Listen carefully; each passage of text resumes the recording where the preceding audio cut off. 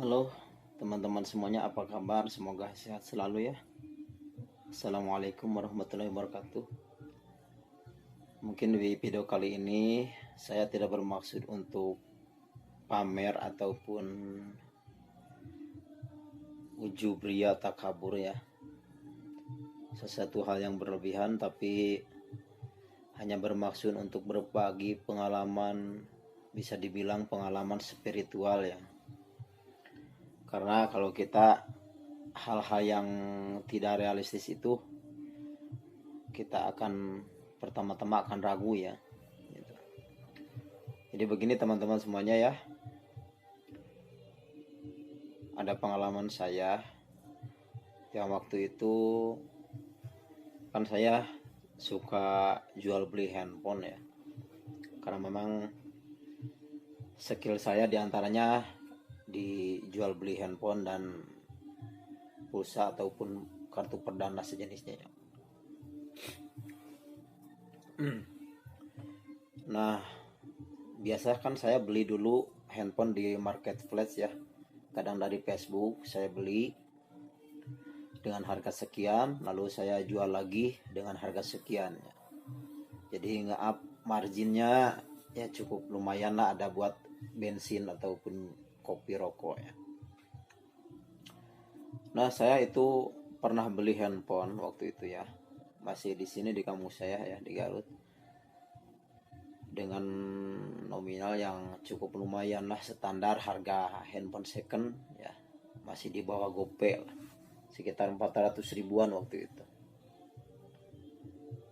Biasanya saya suka agak teliti ya kalau beli handphone itu. Yang pertama, biasanya yang paling vital itu dicek itu adalah sinyal ya, terus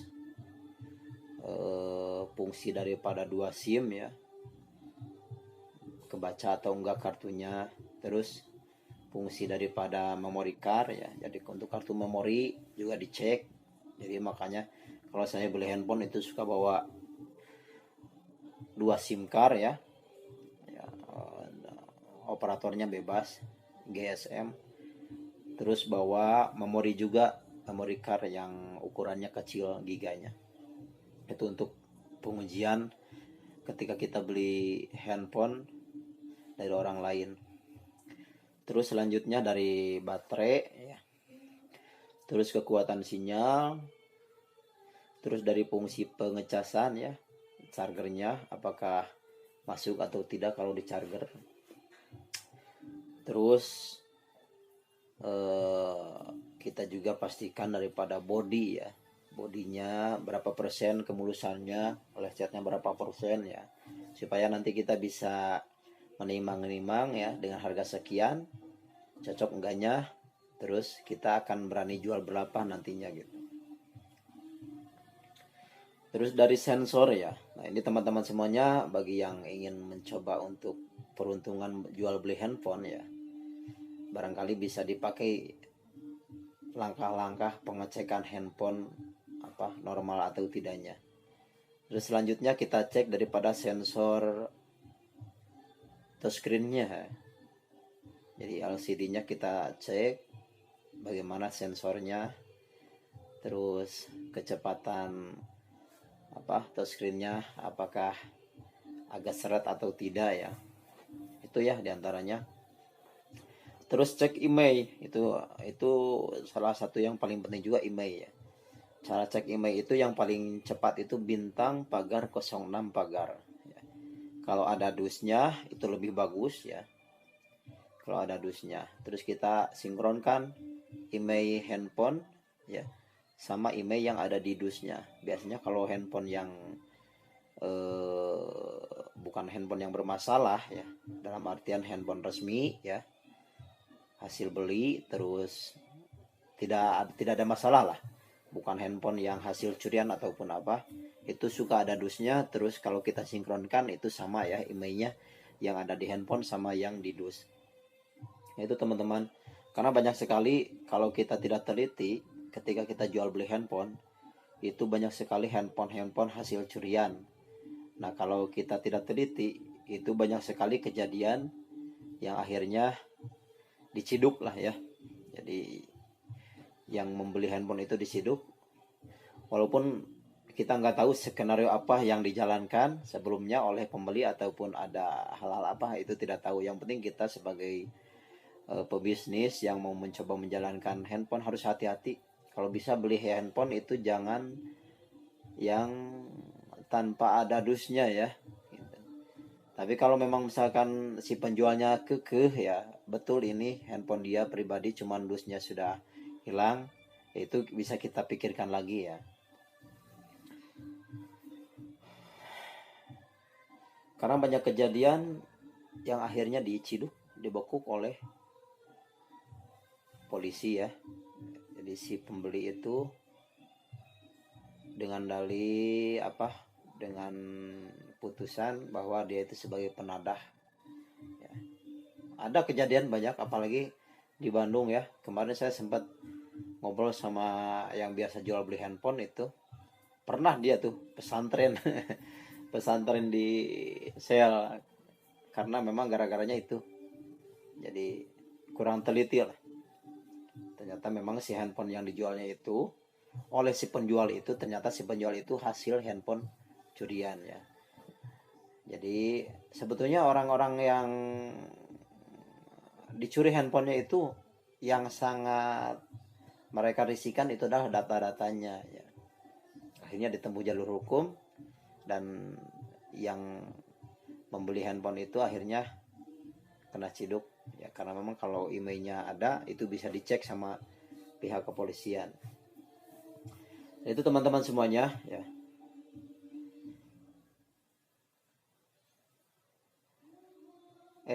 Apa ya tadi pembahasan? Kalau ngilul malah membahas handphone ya. Ya itu ya, kalau beli handphone itulah ceknya. Nah intinya daripada isi video ini ya, waktu itu saya beli handphone seharga 400 ribuan lah kalau tidak salah. Nah pas kebetulan saya memang lagi kurang kontrol mungkin ya, pas bagian LCD-nya, pas bagian kacanya itu tidak saya cek. Jadi ketika dimatikan memang si layarnya itu seperti normal biasa ya. Namun ketika posisi mati, si handphone, si layarnya itu banyak sekali kotoran-kotoran, debu-debu yang terlihat jelas ya. Sangat kotor sekali, mungkin karena memang pernah ganti LCD dan ketika pemasangannya tidak bersih daripada debu ya. Karena memang kan touchscreen sama LCD itu terpisah. Ada yang touchscreen-nya pecah, tapi LCD-nya masih utuh. Itu kalau masih bisa digerak-gerakan, itu biasanya LCD yang pecah LCD-nya masih utuh biasanya. Nah itu sangat kotor sekali. Akhirnya saya coba pasarkan, ternyata ada hal yang belum kecek juga sama saya ya. Jadi ketika dipakai itu handphonenya, ketika dipakai untuk video calling, itu si handphone ya ada noda. Jadi di kamera depan itu ada noda. Nah itu juga sama saya nggak kecek ya. Berarti ada poin penting lagi yang harus dicek, itu adalah fungsi daripada kamera depan ataupun belakang ya, dan kamera foto ataupun kamera video itu harus dicek ya teman-teman semuanya bagi yang ingin membeli handphone. Nah itu akhirnya ketika dipakai video calling itu jelek. Nah saya coba jual dan akhirnya terjual ya. Terjual, dan saya kasih garansi ke orangnya kalau ada apa-apa. Karena memang kalau saya ada cacat, saya juga nggak enak ya. Saya jelaskan saja ini cacatnya. Akhirnya dibelilah. Nah udah dibeli gitu. Nggak lama kemudian balik lagi sekitar 2 minggu, udah 2 minggu lah, lebih lah 2 minggu dipakai sama pembelinya itu 2 minggu lah. Balik lagi karena nggak nyaman katanya ini kameranya ketika video calling jelek banget hasilnya. Akhirnya dibalikin lagi sama saya, terus uangnya saya balikin lagi utuh, tidak dipotong sepeser pun ya. Dan akhirnya selama hampir 2 bulan tuh HP di saya dipegang, bingung saya ngejualnya kemana ya. Nah ini yang paling poin penting ini di sini nih ya, daripada cerita saya ini. Nah ketika itu Ketika saya bingung, udah saya pasrah aja lah. Ini kalau kalau nggak kejual ya lumayan lah, 400.000 lah ya. Kalau diuangkan kan lumayan ya. Kalau nggak kejual ya udah, nanti HP-nya mau sama saya kasih aja ke emak gitu ya. Barangkali manfaat buat emak, katanya emak pingin HP yang gitu ya. HP yang digitu katanya. Udahlah pasrah, mau kasih aja ke emak kata saya. Nah, udah lama, sekitar 2 bulan, nggak lama kemudian ada emak nelpon ya.